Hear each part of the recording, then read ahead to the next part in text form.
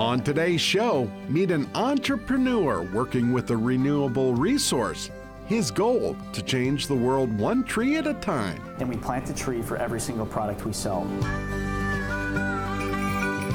We meet a hunter whose tool of the trade is the work of kings. Home sweet home. Sorry about the smell. And two young anglers talk the talk and prove their futures on ice look bright. Ooh, nice fish. Oh my God. Holy crap, this is a big fish.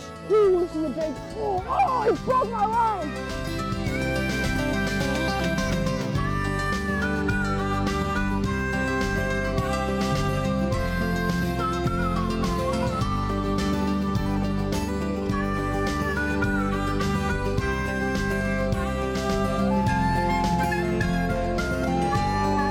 Minnesota Bound. Brought to you by Minnesota's Select GMC dealers. Hey everybody, Laura and I welcome you to Minnesota Bound. Up first, we meet a Minnesotan trying to make a global difference, one tree at a time.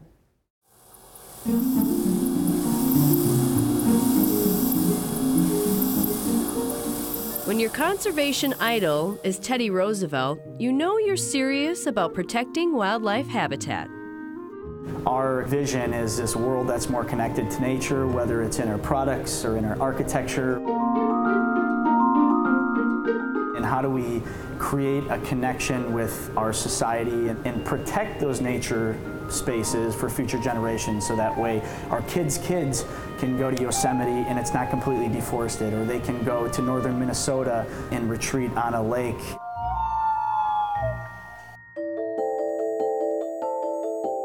Meet Ben Vandenwijn-Mellenberg, founder of Woodchuck USA, a visionary and conservationist wrapped into one. We make hundreds and thousands of different wood products every day, and we plant a tree for every single product we sell. So we started off by just making wood phone cases. Since then we've expanded. I believe we have over 150 different products now, all types of different stuff. This is one of our classic wood journals. Selling wood products is cool, but this is a conservation game changer. On the inside here, just like all of our products, you'll find that buy one, plant one card and the coordinates, so where it's located. What was happening is people were typing in the coordinates and they wanted to know more. They wanted to know, like, well, who planted it? How many trees did you plant there? What type of trees? The whole point of it is trying to connect them with the impact that they're having halfway around the globe, or literally on the other side of the globe. One Minnesota man with a local vision soon turned into a global mission. This February we'll have planted on all 7 continents. Now we really focus on what's the impact not only on the environment but on the surrounding communities. And we actually fund entire villages to go plant these trees. However, Woodchuck USA hasn't forgotten about planting trees close to its own Minnesota roots. In Minnesota, as of right now, it's around 600 or 700,000. We actually planted a tree in President Kaler's backyard at the University of Minnesota. That was our millionth tree planting kind of ceremony that we had. 1 million trees planted and 1 planet impacted. I've always had a love for nature growing up. That's something that's extremely important for me to provide and make sure that's here for our future generations.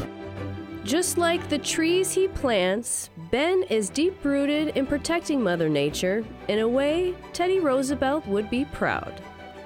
A Minnesotan making a difference.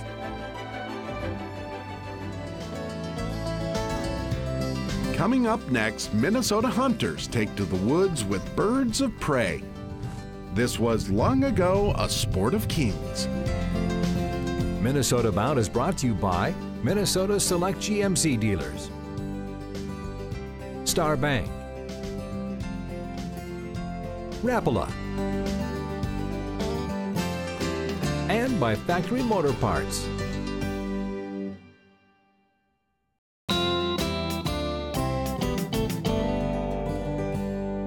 Not long ago, Minnesota's Falconers Association celebrated 40 years as an organization. Recently, Travis Frank decided to take a look on how birds of prey are used for hunting, a sport that is 2,000 years in the making.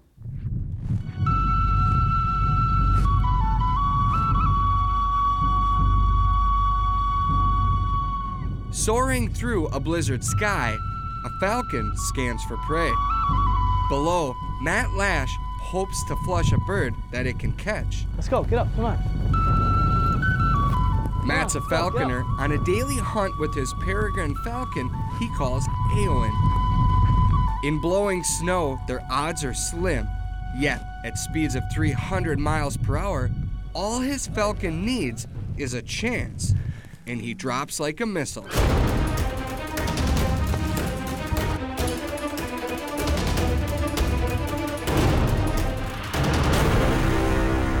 I think she got it.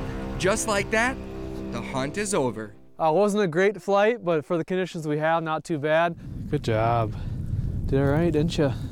Known as the sport of kings, falconry dates back roughly 4,000 years, long before man hunted with a gun. They think it was around like 2000 or 3000 BC, I think, over in China, where they have some of the earliest evidence of falconry. But really, it hit its peak during the Middle Ages. For Matt, his peak came over 20 years ago, the day he first saw a raptor in flight. It's something different. I've had a passion for raptors all my life, and like I said, it just gives me an opportunity to be part of something that they get to do every day, and it's just so cool. And whether it be a peregrine falcon, or a red-tailed hawk, or a Cooper's hawk, or a goshawk, any one of them and how they chase and what they chase. She is a female peregrine falcon. She was raised in captivity, and they like to be above. They try to use height to their advantage. They want to chase, and that is their natural instinct. They see us as the easiest meal, and that's why they come back. His passion led him to the Minnesota Falconers Association, a group now celebrating 40 years in the field. They started in 1974, I believe it was, and it really was just to get a group together to go out hawking, and that was it. Today, they're approaching 100 members. But now it's really become going out hawking, but a lot of raptor conservation. Every year we have a game dinner in April. We've raised over $50,000 for different raptor conservation efforts, or for the Raptor Center, University of Minnesota. In Minnesota, falconers need a federal permit and a sponsor. You have to take a test. You have to pass with 80% or better with the DNR.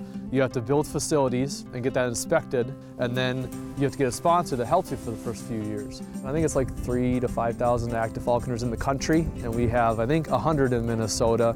Maybe about 60 to 80 of those are active. Birding friend Neil Valiante hunts with his 4-year-old red-tailed hawk, DG. Yeah, we hunt rabbits, squirrels, ducks. She should stick fairly close to us. She'll stay fairly high in the trees.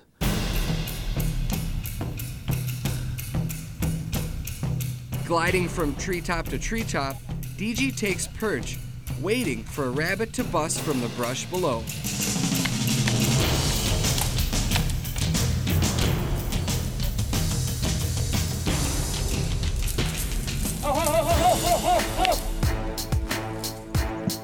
Miss. Missed it. Here goes again.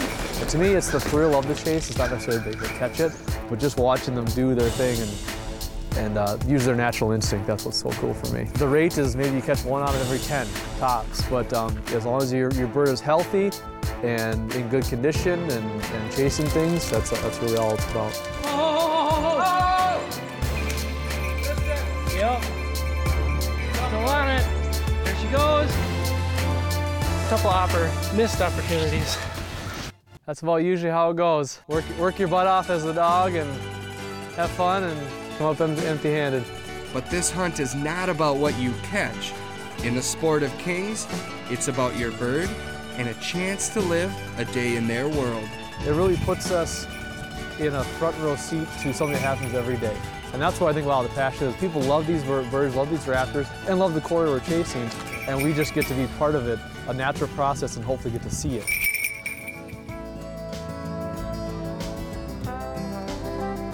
Still ahead, we take a break to belly up with fly anglers hungry to start the new fishing season. And later, we meet White Bear Lake's most dedicated young fishing guides. Closed captioning is brought to you by Maple Grove Lock and Safe, your premier Liberty safe dealer.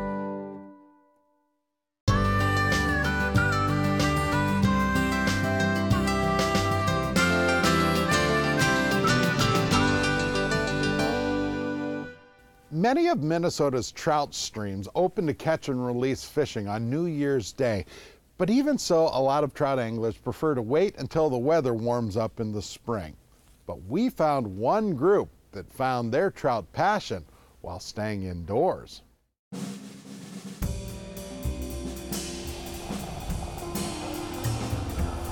Okay, a Minnesota winter twist on one of life's bubbliest traditions.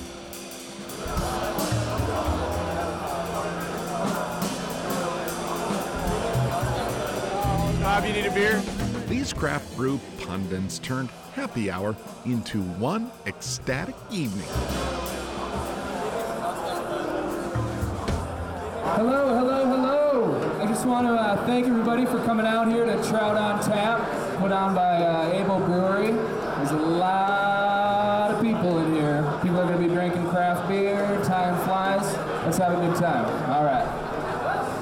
Let me explain. See, Abel's Seed House and brewery owners John Mowry and Casey Hawley love beer, of course, but they share another equally alluring obsession. 3 of the 4 founders are big fly fishermen. We've always wanted to tie in fly fishing to some degree here to the brewery, and also this idea of a workshop. We've invited the community up here to tie flies. Simply an evening where all guests share a vice. No, not that one. This one. The idea is simple enough. People come in, buy a beer or 2 or 3, and tie a few fishing flies, and maybe learn a new trick or 2.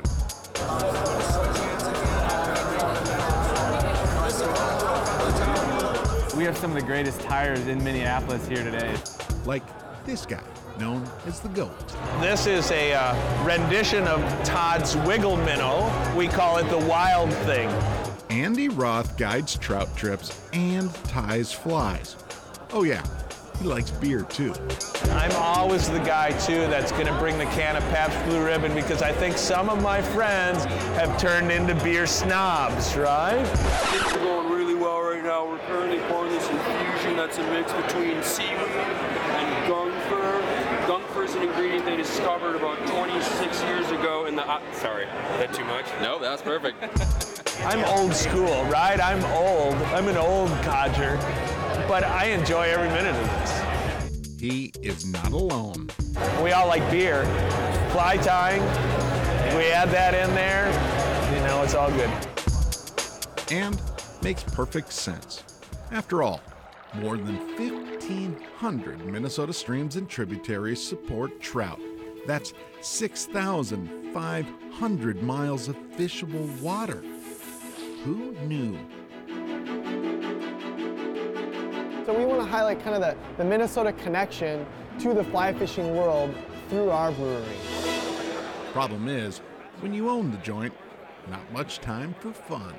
I have my vice, but I have a feeling I'll probably be behind the bar a little bit more than at the vice tonight.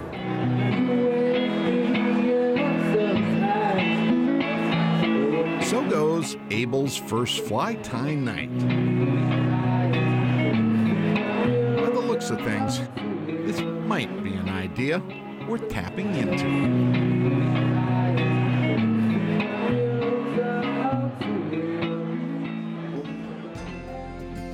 Having fun catching fish. Straight ahead, we discover 2 young anglers always ready to tackle the winter fishing season. It broke my line. Minnesota Bound is brought to you by Connecticut, Mountain Dew, Minnesota Rebound, and by Totem Resorts, the premier destination for world-class fishing.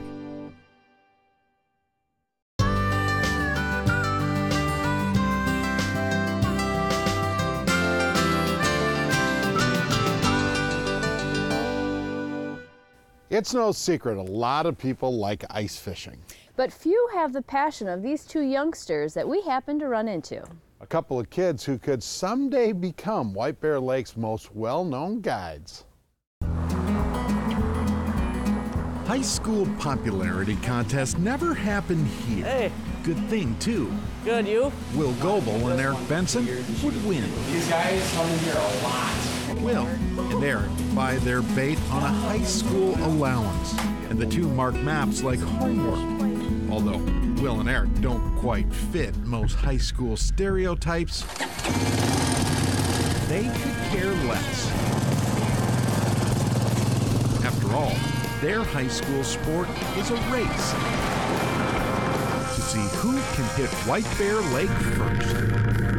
Home of Montemiti's Fishing Club, a two-man team with a very cold clubhouse. Home sweet home. Sorry about the smell. It probably smells like cheap cigars. Are they yours? No. No.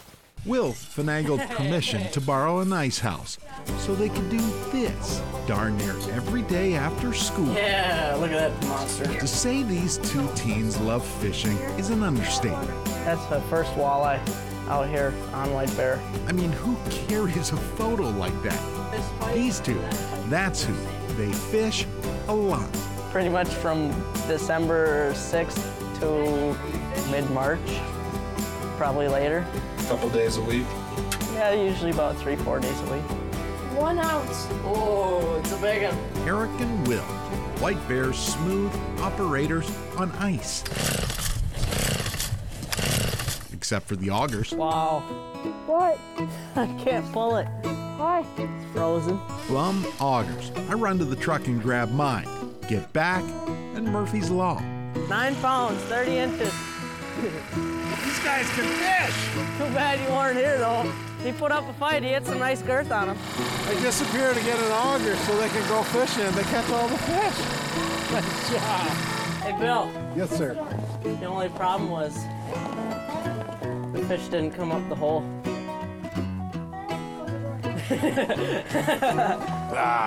Really? Getting tricked by these two? Yep, these guys know the fishing game and they know the outdoors. Come off-ice season, both boys shoot on Montemiti's school trap team. Above it. Under the watchful eye of Will's dad. They've just been very, very active with the team throughout. We shoot trap here every week. We're always the first ones here and always the last to leave. If Will and Eric could, they'd be outside hunting or fishing every day. Which, judging by the photos, they're darn close. They both want to become, or go on to become, either conservation officers or something in the outdoor field. For now. It broke my line. They want to be fishermen. You gotta learn how to tie knots. They sure act like it. Ooh, nice fish. Oh my God. Holy crap, this is a big fish. Ooh, this is a big, oh, he broke my line. Really? That was a big fish. What do you think, a bass or something or what? Oh, that was a big fish. It was pulling out so much line. You just missed a monster. That was your chance to look good on camera. I always look good. I love these guys because they have it figured out. First crappie, small, probably get us 7 inches, 8 inches, but 1/10 of our school fishes. They're missing out of a great time. Being able to still have fun when you're outside. I don't see why you wouldn't want to. Which is why both boys hope short-term to become Twin Cities fishing guides.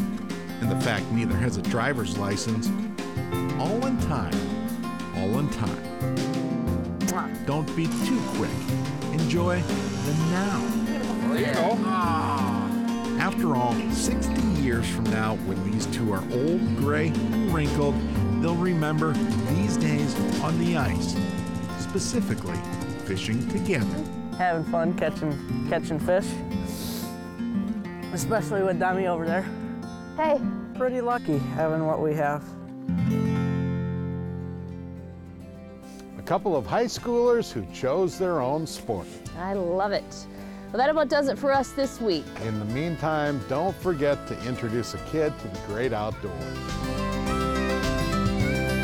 Transportation provided by Premier Transportation. Call 1-800-899-7433.